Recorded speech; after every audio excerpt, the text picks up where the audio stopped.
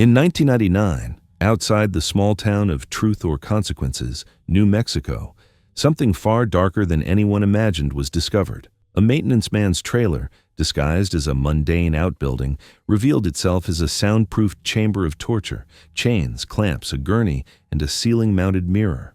One survivor, later identified as Cynthia Vigil, ran barefoot and blood-smeared down a desert road, wearing only an iron slave collar she had broken free of. At first, investigators thought, just another runaway episode, perhaps a roadside punch-up or the aftermath of a bad trip. But the records kept piling up: detailed logbooks, taped messages, jewelry catalogs of victims. Decades later, Hollywood would soften it, turn it into a moral game show of survival. But the evidence remains unedited, raw, and chilling. As one agent once remarked, "We didn't think we'd find a trailer like that in New Mexico." In the early 1990s, David Parker Ray established himself as a reliable Parks Department worker in Elephant Butte, New Mexico. Former colleagues described him as methodical, technically proficient, and notably quiet. His background as an Army mechanic gave him specialized skills that made him valuable to the community. Behind his property near Elephant Butte Lake, Ray rented a nondescript trailer that appeared unremarkable from the outside.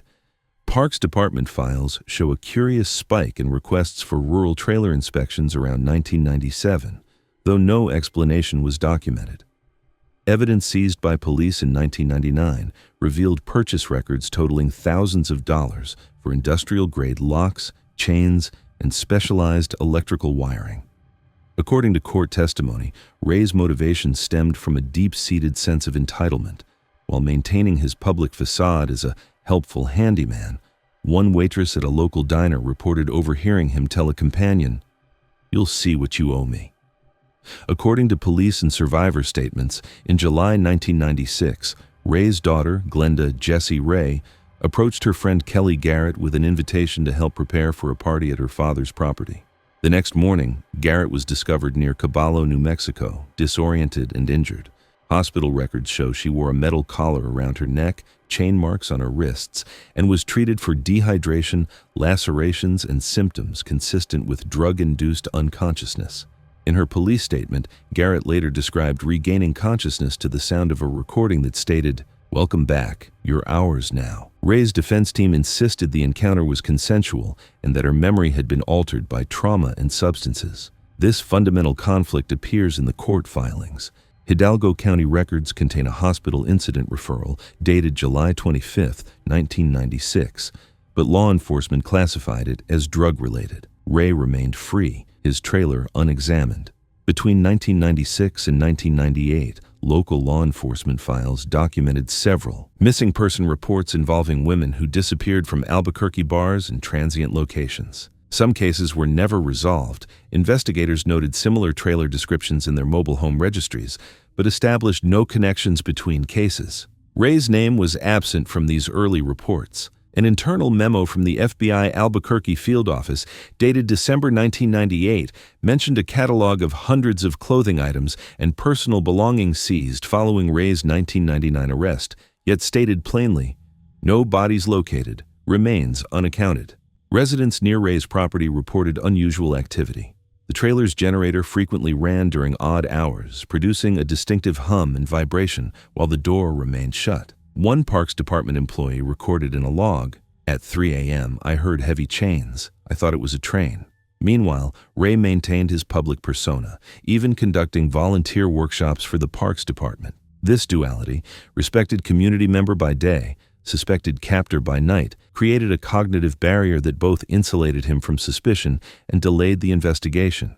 By 1998, the trailer, later dubbed the Toy Box by investigators, had been completely transformed. Inside was a medical gurney, specialized restraint bars, a ceiling-mounted mirror positioned so victims could see themselves, a custom generator system, and video recording equipment. Ray's personal ledgers, seized as evidence, show expenditures exceeding $100,000 for the trailer's conversion. Multiple witnesses later testified to hearing unusual sounds from the property, muffled moaning followed by silence, then the shifting of chains. A former Parks Department groundskeeper told police, "I thought someone was moving furniture at 2 a.m., but the trailer door stayed shut, lights off." During evidence processing, a motel clerk identified several pieces of jewelry from the seized collection as belonging to a former guest who had checked in but never returned for her belongings. The trailer itself had become the focal point of Ray's activities, a mechanized extension of his control. The horror wasn't merely the actions of one man, but the systematic, repeatable nature of what occurred inside that enclosed space. Based on documented testimony and evidence analysis, investigators estimated Ray abducted 4 to 5 women annually, holding each captive for approximately 2 to 3 months. Victims were typically sedated with barbiturates to induce amnesia before release, with some later found disoriented on roadsides with no recollection of their captivity. One verified case involved Cynthia Vigil, who was taken in Albuquerque in March 1999 and held for 3 days before managing to escape. In her subsequent statement, Vigil reported, "I woke up chained. I heard the tape. Now you will learn what you owe." Her escape triggered the police raid that exposed the full extent of Ray's activities. Local news initially framed the story as an unusual drug operation rather than a methodical torture chamber. Letters published in the Truth or Consequences Herald showed a community resistant to accepting such calculated cruelty could exist in their rural New Mexico town. All the while, the pattern continued. The trailer remained stationary, but victims kept appearing. Records show at least 2 institutional attempts to address the site. Parks Department management changed maintenance contractors in 1998, initiating a review of all maintenance trailer licenses in the area. Ray submitted paperwork to Sierra County in late 1998 for a facility expansion, though the application contained vague specifications and incomplete details. Local inspectors flagged the trailer for lacking proper sewage connections and coded it as unsafe for occupancy, yet no follow-up inspections were conducted. The oversight chain fractured at multiple points. Systems designed to identify irregularities failed to function properly. Among the evidence collected after Ray's arrest was a handwritten letter from one survivor's sister to the Sierra County Sheriff's Office. "I begged your office to check his trailer 2 years ago." That letter now resides in the sealed FBI case file. The true horror of the case extended beyond Ray's actions to encompass what others had overlooked or dismissed. On March 22, 1999, Cynthia Vigil escaped from the trailer, injured and partially restrained. Police raided the property and cataloged 401 distinct items, including jewelry, clothing articles, recording devices, and various restraints. No human remains were discovered on site. The Sierra County Herald ran with the headline, "Maintenance Man's Home a Chamber of Horror?" As news spread, additional survivors began contacting law enforcement across the region. Investigators soon discovered cross-referenced missing persons reports from throughout New Mexico and into Arizona. Victim advocacy organizations published open letters demanding the district attorney pursue maximum charges. A fundamental shift occurred within the community, from skepticism that such events could happen locally to the sobering acceptance that they had. Reviewing the evidence years later, one investigator noted in the margin of his notebook, "I opened the file and felt the cold of those chains." The theoretical had become tangible, documented in police photographs and evidence tags.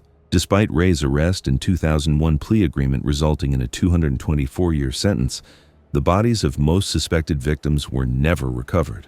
Search teams discovered a burlap sack containing human tissue in Elephant Butte Lake in 1999, but forensic analysis never established a connection to any known missing person. Police logs contain numerous entries marked "Unidentified Remains, Female," from the lakebed search operation. Ray died of a heart attack while in custody in May 2002, before investigators could fully interrogate him regarding his claims about additional victims. The trailer itself remains sealed in FBI custody at their Albuquerque office. The final evidence inventory sheet lists with clinical precision Chains Gurney Mirror, number 24579 FBI. The methodical documentation stands in stark contrast to the suffering it represents. The investigation technically ended, but the questions it raised persist, like echoes in an empty room. Following the 1999 raid, the FBI partnered with New Mexico law enforcement agencies to process the crime scene. The property was sealed and declared evidence in an ongoing investigation. When photographs of the seized items were publicly released in 2011, interest in the case resurged, and court documents became accessible to victim advocacy groups. Crime history museums now reference the toy box as one of the most disturbing concealed torture sites documented in American criminal history. What began as local disbelief gradually transitioned into institutional record. New Mexico State Legislative Archives document how the case directly influenced changes in trailer inspection protocols, support services for transient victims, and specialized therapeutic approaches for torture survivors. The machinery of oversight adapted in response, but for many involved, the psychological impact remained undiminished. The case file grew thicker. The trauma lingered. The aesthetic elements of Ray's case, victims awakening restrained, hearing recorded instructions, struggling for survival, influenced an entire subgenre of horror cinema. Writers for the Saw film franchise acknowledged that the torture trailer concept resonated with turn-of-the-millennium anxieties about hidden brutality lurking within ordinary communities. In interviews, several screenwriters admitted studying actual crime dossiers rather than sensationalized media accounts when developing their scenarios. The crucial distinction: Hollywood transformed these narratives into moral challenges where victims could potentially survive through determination. Ray's actual captives had no meaningful choice. They were simply trapped. As one film critic observed in a 2005 essay, the pop culture version framed the victim as player. The real version, they were prey. Entertainment sanitized the horror while simultaneously broadcasting its fundamental elements to millions. By the 2010s, true crime podcasts, television documentaries, and museum exhibits had transformed the Ray case into something approaching urban legend status. The trailer became a haunted object in the public imagination, the gurney a macabre relic. Online forums documented alleged sightings of similar toy box structures in Michigan and Arizona, while local newspapers published opinion pieces questioning what other horrors might lie hidden in rural America's isolated properties. One survivor statement preserved in the court record reads simply, "When I woke, I knew this was my death sentence."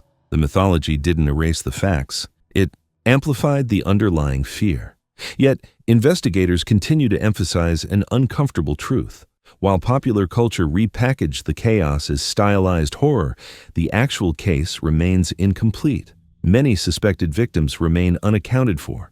Many seized devices never fully explained. Most disturbingly, the physical evidence, the trailer itself, still exists, preserved as the case remains technically open. Even after Ray's death and the official closing of the active investigation, unusual occurrences persist. Staff at the FBI's Albuquerque Evidence Facility have reported hearing unexplained footsteps near the sealed trailer, and security cameras occasionally capture anomalous shadows. A log entry dated March 14, 2014 notes, "Sensor trip Aero 3 1414, door moved although locked, no human found." Museum archivists tasked with cataloging the hundreds of confiscated items acknowledge that several pieces remain unassigned to specific victims.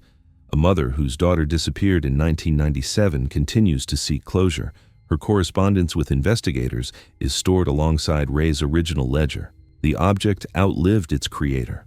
The horror extends beyond historical documentation into the present. It resides in what remains physically preserved: keys, chains, and a ledger still labeled Bundle Number 6, female jewelry. The evidence, once collected to serve justice, now stands as its own silent testament. Visitors to the FBI's Albuquerque Evidence Storage Facility must sign a registration log and don white cotton gloves before viewing materials from the case. The trailer remains secured behind reinforced glass.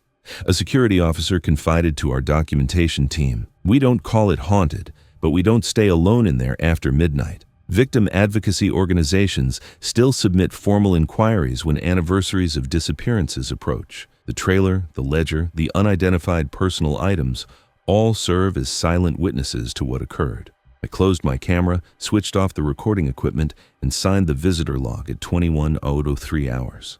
The corridor lights dimmed automatically as I walked toward the exit, leaving only the faint electrical hum reminiscent of the generator sound described in Ray's 1998 maintenance records. The archive closes here, but the case does not. I turned off my recorder, walked out of the vault, and paused on the way back through the dim foyer. I said quietly, almost to myself, "I'm sorry." I wasn't apologizing to a perpetrator. I was apologizing to the survivors, to the missing, to the objects left behind. The sign-out sheet shows I left at 2107 Orchures, but the chains, the trailer, the ledger, they did not leave. Neither did the question. What we ignored invites its own return.